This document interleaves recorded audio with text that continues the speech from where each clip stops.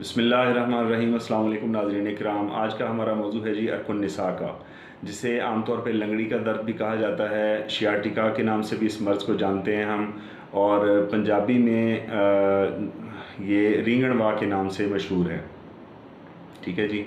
तो मर्ज़ का ये सादा सा तारुफ हो गया। बाकी इसकी माहियत इसकी कुछ ऐसे है कि जी बहुत खौफनाक किस्म का दर्द होता है। कूल्हे से दर्द शुरू होता है और पाँव की एड़ी तक दर्द जाता है, यानी पूरी टांग में। और दर्द इतना शदीद होता है कि मैंने अच्छे खासे पहलवान टाइप लोगों को भी इस दर्द के साथ रोते हुए देखा है। और अगर ज़्यादा अरसा गुजर जाए इस दर्द के साथ तो ऐसा भी होता है कि दोनों टांगों में फ़र्क आ जाता है, यानी एक टांग कमज़ोर हो जाती है जिसमें दर्द है।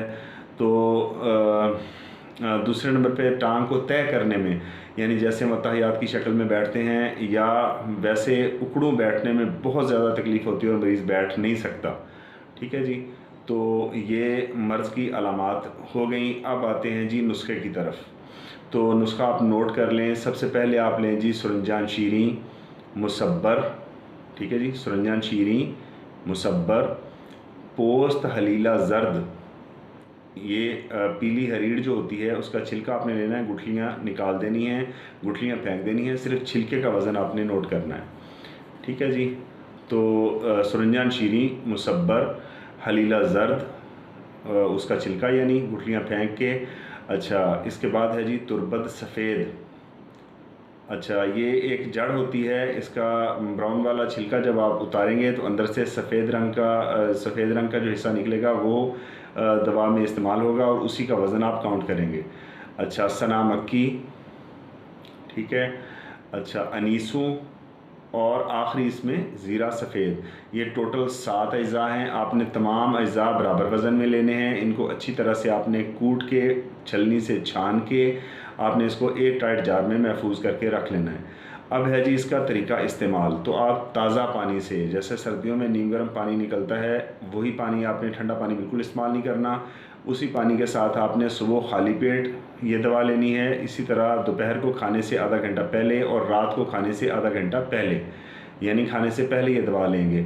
इसके आधे घंटे के बाद आप खाएं पिएंगे जो भी आपने खाना पीना है। अब आते हैं जी परहेज़ की तरफ, क्योंकि परहेज़ के बगैर इलाज होता ही नहीं है। तो परहेज़ में सबसे पहले आलू, गोभी, बैंगन, करेला, साग, मटर, ये सब्ज़ियां बंद कर दें मुकम्मल तौर पे।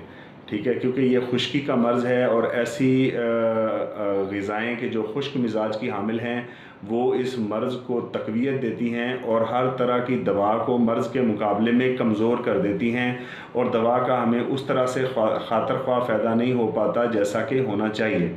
ठीक है जी। तो इसके अलावा दालें मुकम्मल तौर पे सारी की सारी दालें बंद करें, चने समेत, यानी साबुत चने हो गए, लोबिया, दाल माश, दाल चना, हर तरह की दाल आप मुकम्मल तौर पे बंद कर दें। हर तरह का गोश्त, अंडा, मछली सब बंद करें। ठीक है। अच्छा, खाने में जो मूली, गाजर, शलजम, मूंगरे, ठीक है, ये आप इस्तेमाल कर सकते हैं। कद्दू, घिया तोरी, टिंडा, पेठा, हलवा कद्दू, ये वो सब्ज़ियां हैं जो आप खा सकते हैं।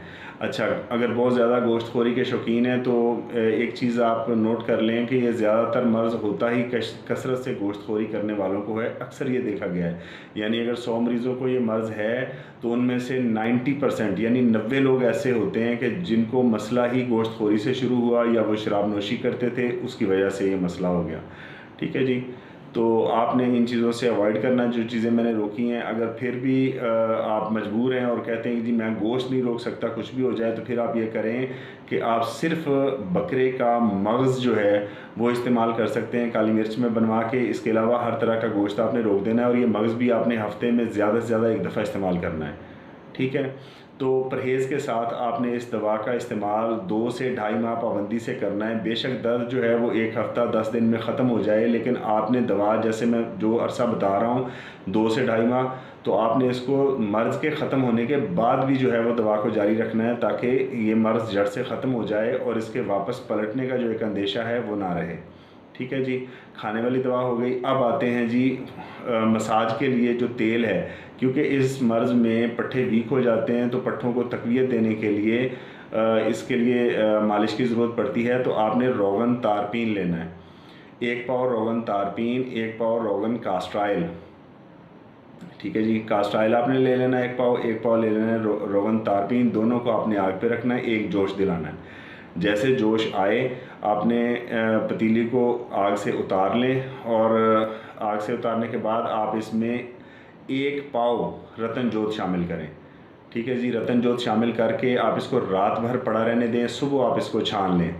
सुबह छान के महफूज करके रख लें, कपड़े से छान लें या किसी भी तरह आप इसको छान लें। छानने के बाद आप इसको महफूज करके रख लें। अब इसका तरीका इस्तेमाल ये है कि जब भी आपने मरीज़ को इस्तेमाल करवाना है, आपने पहले इसको हल्का सा गर्म करना है। यानी आप एक पतीली में गर्म पानी लें, उसमें ये तेल वाली बोतल जो है वो थोड़ी देर के लिए आप रख दें। ठीक है। जब देखें कि तेल हल्का गर्म हो गया है, नीम गर्म हो गया है, तो इस नीम गर्म तेल के साथ मालिश करनी है। मालिश बहुत ज़्यादा ज़ोरदार हाथों से नहीं करनी, बस इस कदर हो कि तेल जो है वो अच्छी तरह जज्ब हो जाए। जज्ब होने के बाद मरीज़ को हवा से बिल्कुल बचाना है, और आपने उतना हिस्सा अच्छी तरह से कंबल से, रज़ाई से कवर कर देना है जिस पे आपने मसाज किया है।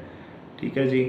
तो मेरा नहीं ख्याल कि अब इसमें कोई ऐसी चीज़ रह गई है कि जो मैं मिस कर गया हूँ, लेकिन फिर भी किसी किस्म की कोई भी कन्फ्यूजन हो तो आप मेरा व्हाट्सएप नंबर ज़ाहिर हो रहा है स्क्रीन पे, आप इस पर रब्ता करें, और कमेंट बॉक्स में भी आप पूछ सकते हैं। मैं इंशाल्लाह कोशिश करूँगा कि सबको रिप्लाई कर सकूँ।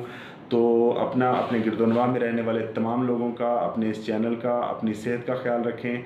मिलते हैं इंशाल्लाह अगली वीडियो में, तब तक के लिए अल्लाह हाफिज़।